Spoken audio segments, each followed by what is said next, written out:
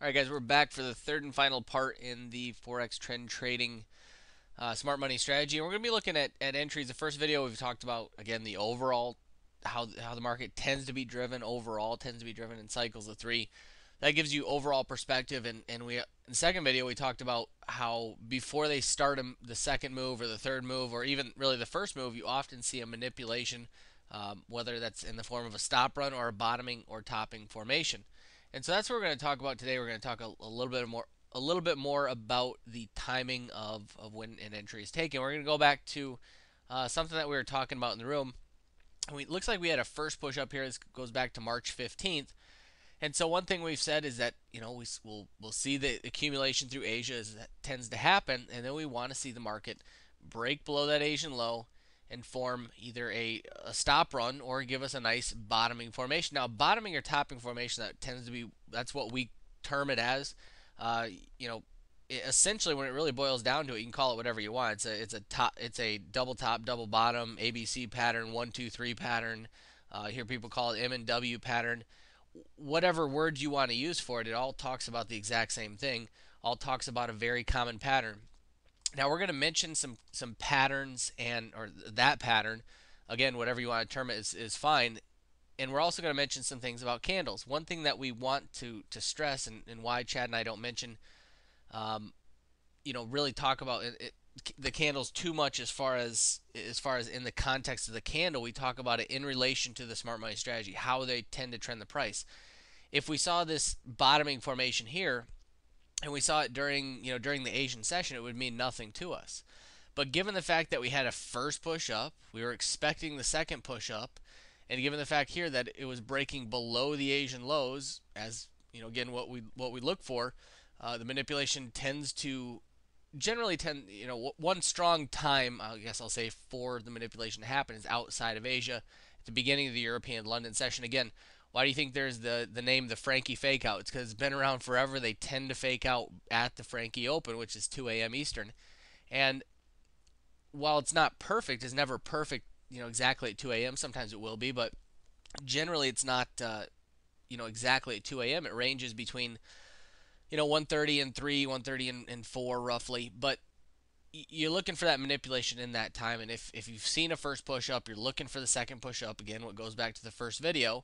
So then we look for the manipulation like we talked about in the second video. Well, what's giving you the signal that, okay, that manipulation's over and this is the time to take the entry? Well, what we use is, again, once that bottoming formation is complete and then the candles confirm it's working to the upside, you can use any type of generic candle pattern that you want to use. Again, candle patterns in relation to any other time of the day or at any other point without everything else confirming it. Again, what cycle we're in, whether we're seeing manipulation or not, without context, just like a topping or bottoming formation, it means nothing. And so this is again where we can use things we talk about, like the video you hear on a confirmation entry. You can use whether it's a hammer or a shooting star, giving you the final indication that the bottoming formation is over. Here at these lows, we had it come down, create a nice doji on that second push down before working its way back to the upside. Again, as we move forward, what do we see? We see the market come down. Again, we saw a second push up, so we're expecting the third push. We see it work below Asia and see a longer drawn out nice bottoming formation there. Again, not a perfect bottoming formation. You like to see it a little bit closer together, but nonetheless, still giving us that bottoming formation and using either the candles engulfing back to the upside to really signal that final part of the entry. All right, so we've gone over to the pound, and we're going to look at here's another good example here. Again, we've seen saw a first push down. We entered that Asian accumulation as very typical of the Asian market. And then what do we see? Out of Asia, we see the market. So let me zoom in a bit.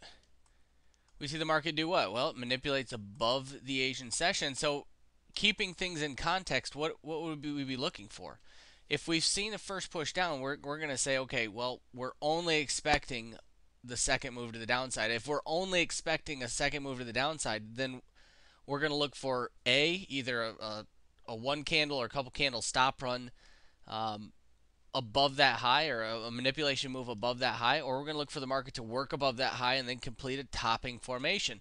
And that's exactly what we got here. Again, if we're seeing the first push down, we're expecting the second push down. So we're only going to look for the market to come up, create a topping formation before the move down.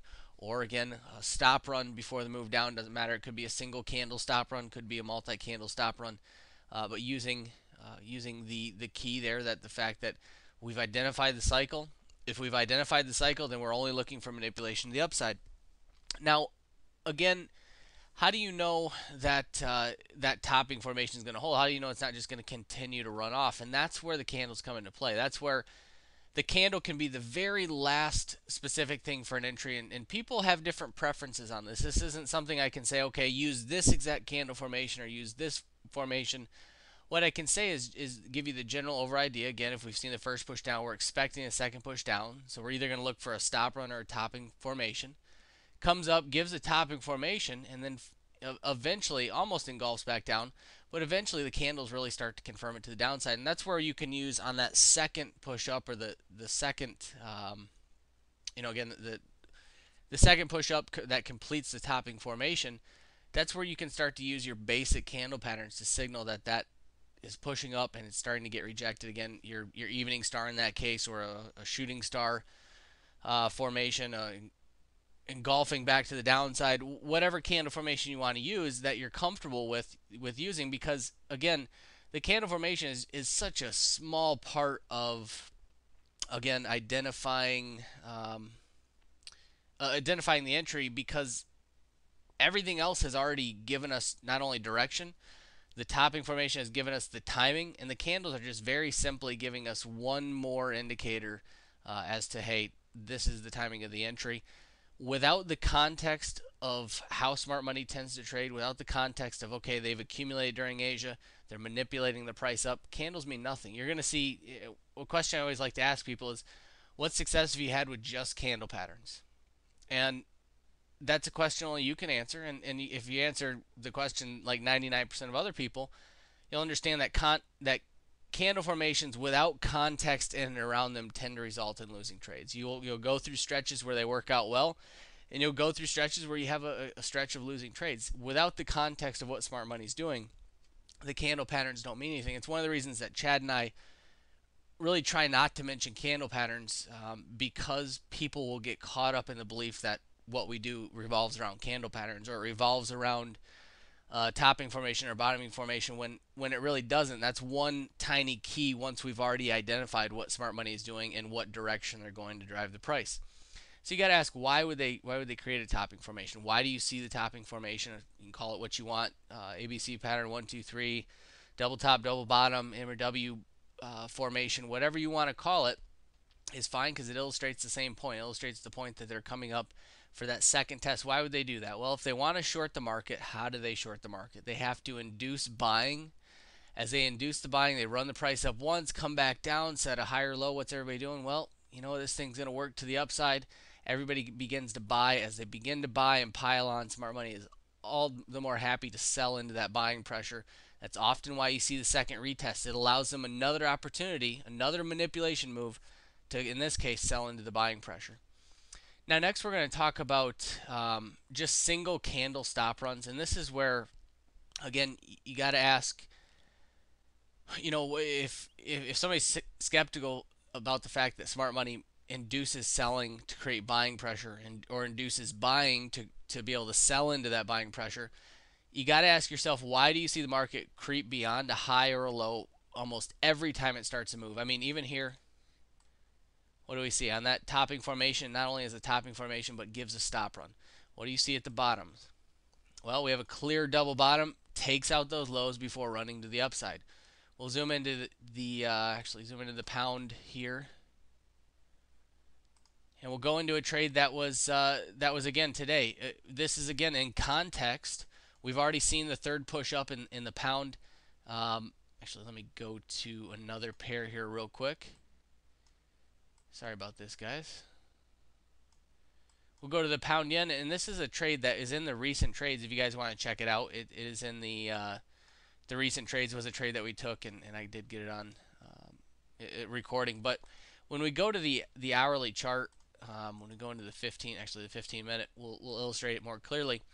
But we saw what was the third and final push to the downside, and we had a clear established low. So in context, after the third and final push, we saw a larger bottoming formation. And at the end of that bottoming formation, created a stop run. Again, one candle stop run. Why do they take out the lows? If they don't, if you're skeptical of the fact that smart money doesn't need supply to meet their demand, you got to ask yourself, why is there a stop run almost every single time the market turns? So going back to, again, the pound today, this is again a trade that Chad was taking in the room, or he was mentioning he was taking in the room. We had already seen the third and final push up in the pound. If that's the case, the only thing we're going to be looking for is a manipulation or a stop run up or a topping formation up for them to move the price down. That was exactly what we had here, completed again in the context of what smart money is doing. Because we've already seen 3 cycles to the upside, more than likely they were going to reverse the price, at least short term. And what did we see? Well, we saw them work above the previous day's high, complete the topping formation before slamming the price down. Before they drive the price back up, what do? Again, they take out the lows before driving the price back to the upside. What do they do before they create the third push up?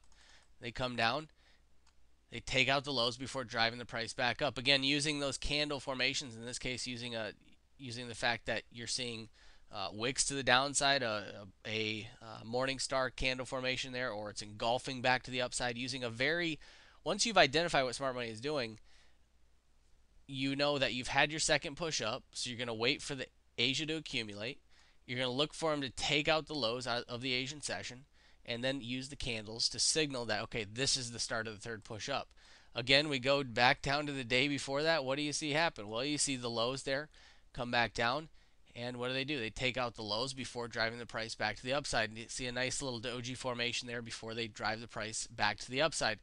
Very common pattern here. Again, before they drive the price down, what do we see? Well, let's go over to the euro. We had a good example of this. This is actually another live trade I posted in the recent trades. We'll go out to the hourly chart, and what do we see? This is again a nice trade here. Mentioned in the forum. We see them with a one candle take out the highs, completely get rejected, using that candle formation to signal that that move was more than likely a stop run before they drove the price back to the downside. What do we see here? Again, using one candle stop runs, this is what we're talking about here. They take out the lows before driving the price back to the upside. We can go all day here, guys. Come back. Hopefully this video, again, hopefully this video series has been useful, and you guys can use this again in your own trading, and hopefully profit from the things taught here. So if you have any questions, as always, feel free to write below this video in a comment, or you can contact us through the contact form on the site. We'll be more than happy to get back with you and answer any questions that you guys might have. All right, until the next one, happy trading.